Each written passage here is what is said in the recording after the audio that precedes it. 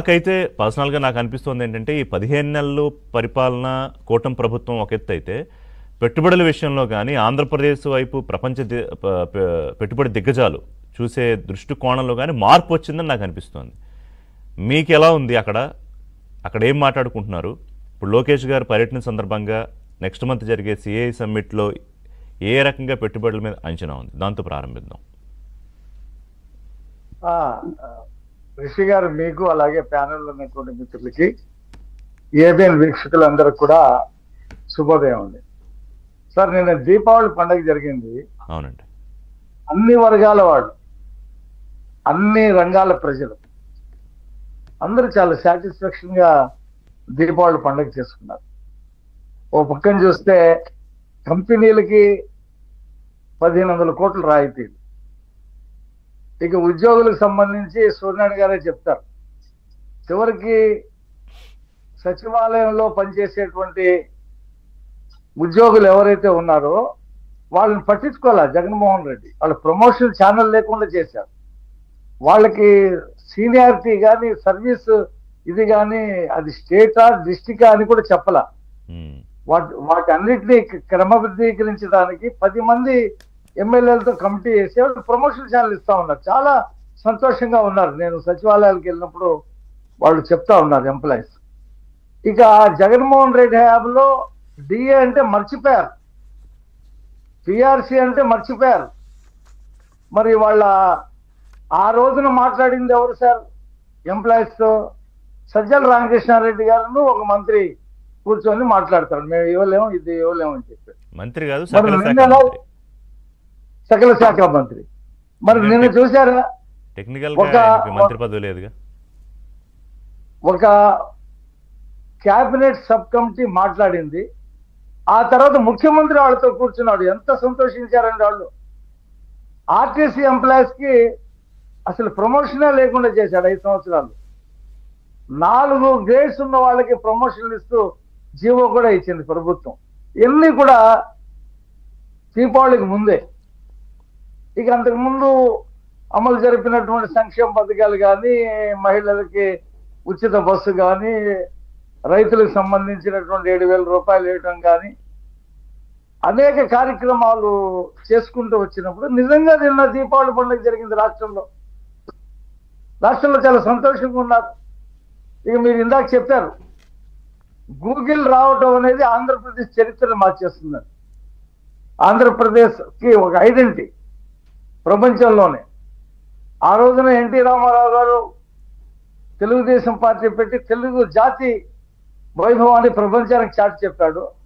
చంద్రబాబు నాయుడు గారు ఉమ్మడి రాష్ట్రంలో హైటెక్ సిటీ ఏర్పాటు చేసి మైక్రోసాఫ్ట్ తీసుకొచ్చి ప్రపంచంలో ఆంధ్రప్రదేశ్ ని చూపించాడు. ఇవాళ మళ్ళీ విభజిత ఆంధ్రప్రదేశ్ కునారెళ్ళిపోతున్నటువంటి ఈ పరిస్థితుల్లో ఆంధ్రప్రదేశ్ గురించి మీరు అన్నారు, చర్చ జరిగింది ప్రపంచవ్యాప్తంగా. ఎందుకు గూగుల్ ఎందుకు వెళ్ళింది ఆంధ్రప్రదేశ్? అనేక దేశాలు ఉన్నాయి కదా, అమెరికా అవతల అనేక దేశాలు ఉన్నాయి కదా, ఇండియాకి వెళ్ళింది. అందులో ఆంధ్రప్రదేశ్కి వెళ్ళటం ఏంటి? అసలు అది ఎక్కడుంది ఆంధ్రప్రదేశ్? గూగుల్ వెళ్ళటం ఏంటి? గూగుల్తో ఆంధ్రప్రదేశ్ గుర్తింపు వచ్చింది, అది ప్రపంచవ్యాప్తంగా వచ్చింది. ఇప్పుడు రేపు జరిగేటువంటి సమ్మిట్లో 14-15 తేదీల్లో జరిగే సమ్మిట్లో ఇప్పటికే లోకేష్ గారు ఆస్ట్రేలియాలో ఉన్నారు.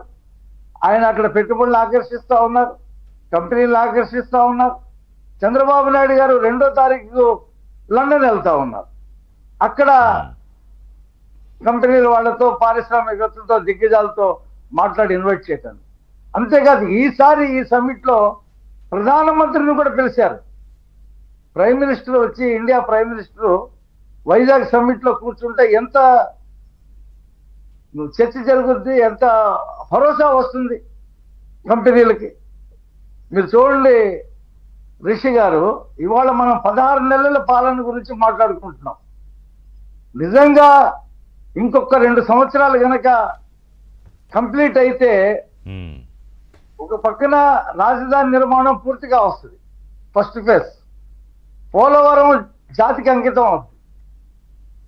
అలాగే వైజాగ్ లో భోగాపురం ఎయిర్పోర్టు రేపు నెక్స్ట్ ఇయర్కే కంప్లీట్ అవుద్ది. అనేక రోడ్లు, అనేక ఇరిగేషన్ ప్రాజెక్టులు అందుబాటులోకి వస్తాయి. దాంతో అసలు ఆంధ్రప్రదేశ్ వివిధ రంగాల్లో ముందుకెళ్లేటువంటి పరిస్థితి.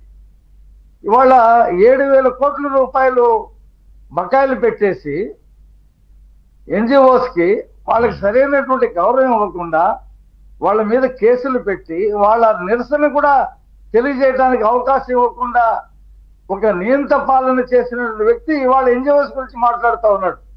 నేను కూడా చూశాను ఆయన ట్వీట్. ఎంప్లాయీస్ గురించి మాట్లాడుతున్నాడండి. ఒక డిఏ ఇచ్చారు, నువ్వే ఇచ్చావా? అసలు ఒక డిఏని ఇచ్చావా? ఎన్నిసార్లు అడిగారు? దాదాపు 20,000 కోట్ల రూపాయలు వాళ్ళు దాచుకున్నటువంటి డబ్బులు లాగేశావు కదా. సూర్యనారాయణ గారి మీద కేసు పెట్టాడు సార్. సూర్యనారాయణ గారు ఏం చేశాడు? మాకు నెలకి జీతము 1వ తారీఖు ఇవ్వండి, ఆ రకంగా ఏమైనా చట్టం చేసే పరిస్థితి ఉంటే చేయండి ఆయన బృందంతో గవర్నర్ కలిశాడు. అంతేనండి ఆయన చేసిన పాపం. ఆయన మీద ఎంత హెరాస్మెంట్, ఎన్ని రకాల, ఇది ఎవరు ప్రశ్నించకూడదండి. ప్రశ్నిస్తే కేసులే. ఒక అరాచక పాలనకి అసలు ప్రజలు ఆ ప్రభుత్వం పోవటంతోనే దీపావళి చేసుకున్నారండి. ఇవాళ నిన్న దీపావళి అది పండగ, ఆ రోజే దీపావళి చేసుకున్నారు. ఒక నియంత పోయాడని చెప్పేసి మళ్ళీ ఏ ముఖం పెట్టుకొని ఆయన ట్వీట్లు చేస్తున్నాడో. ఏ ఒక్క కార్యక్రమం అతను పిలిపించాడు ఆ పార్టీ శ్రేణులకి, ఒక్కటైనా హాయమని ఎక్కడైనా సక్సెస్ అయిందండి? ప్రజలు పాల్గొన్నారని ఎక్కడైనా సరే? ఒక్క చోట కూడా లేదు. మొత్తం మీరు అబ్జర్వ్ చేస్తే మొత్తం సైలెంట్ అయిపోయారు.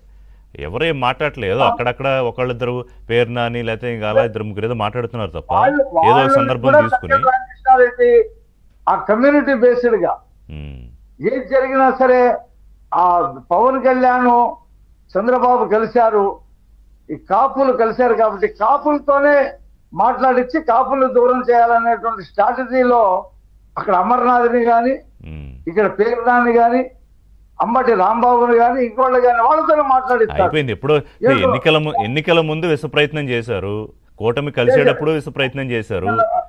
ఇంక ఇప్పుడు చేసిన ఉపయోగం ఏం లేదు, అది అయిపోయింది.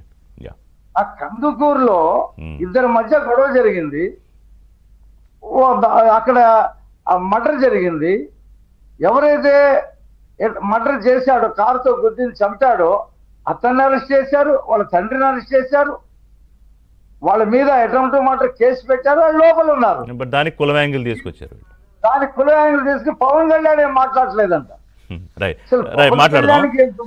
అదే అంటే అర్థమైపోతుంది ప్రజలకి ఏం చేస్తున్నా అర్థమైపోతుంది. సూర్యనారాయణ గారు ఒకటే మాట్లాడు, అభివృద్ధి సంక్షేమము అనేటువంటి దాంట్లో అతను చేతులు ఎత్తేసి నాకంటే ఎక్కువ చేస్తున్నారని గ్రహించి ఇక నాకు మిగిలింది కులాల మధ్య ప్రాంతాల మధ్య చిచ్చు పెట్టడమే అనేటువంటి మాట్లాడదాం. సూర్యనారాయణ గారు ఇప్పుడు